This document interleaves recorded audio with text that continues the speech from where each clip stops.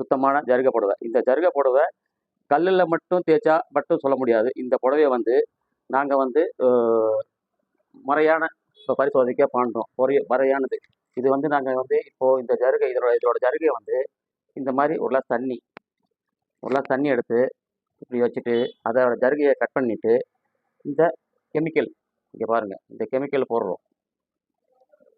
இந்த கெமிக்கல் போடுறப்போ எந்த ஒரு விதமான ஜருகையோட தன்மை எப்படி இருக்குது என்னங்கிறது இந்த தண்ணியில் இப்படி போடுறப்போ உங்களுக்கு அதோட தன்மை பாருங்கள், தெரியுதுங்களா?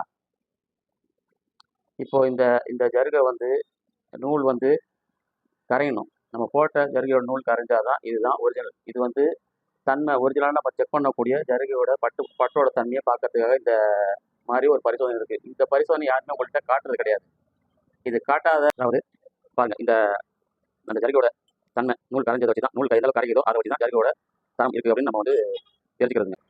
வணக்கம். திருச்சி காஞ்சி பட்டு சென்டர். பழைய பட்டுப்புடவை சம்மந்தமாக சில தகவல்கள் கேட்டிருந்தீங்க. அதாவது பட்டுப்புடவை எல்லாமே பட்டு தன்மை வெள்ளையாக இருந்தால் நல்ல ஜருகை, சிகப்பாக இருந்தால் ஜருகை இல்லை அப்படின்னு சொல்லியிருந்தாங்க. அதுக்கான விளக்க வீடியோ தான் இது. இதை வந்து விழிப்புணர்வுக்காக இல்லை, இது வந்து நீங்கள் தெரிஞ்சுக்கணும், மக்கள் வந்து தெரிஞ்சுக்கணும். எல்லாமே விளம்பரங்கள் நிறையா வருதுங்க, இது எதை விளம்பரத்தை நாங்கள் நம்புறது அப்படின்னு கேட்குறாங்க. அதனால் இது ஒரு சின்ன விளக்க வீடியோ தான். இது வந்து பட்டுப்புடவை சம்மந்தமாக நீங்கள் வந்து விற்கக்கூடிய பழைய பட்டுப்புடவை எப்படி இருக்கும் அப்படிங்கிறதுக்காக ஒரு வீடியோ காட்டுறேங்க.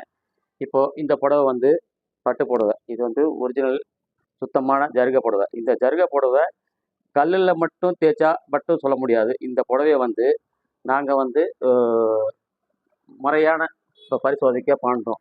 முறையானது.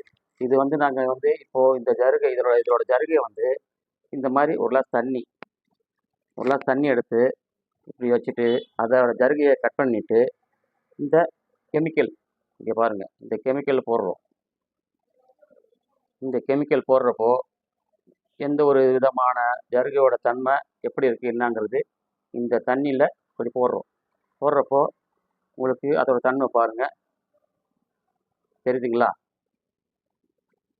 இப்போது இந்த ஜருகை வந்து நூல் வந்து கரையணும். நம்ம போட்ட ஜருகையோட நூல் கரைஞ்சாதான் இதுதான் ஒரிஜினல். இது வந்து தன்மை ஒரிஜினலாக நம்ம செக் பண்ணக்கூடிய ஜருகையோட பட்டோட தன்மையை பார்க்கறதுக்காக இந்த மாதிரி ஒரு பரிசோதனை இருக்குது. இந்த பரிசோதனை யாருமே உங்கள்கிட்ட காட்டுறது கிடையாது.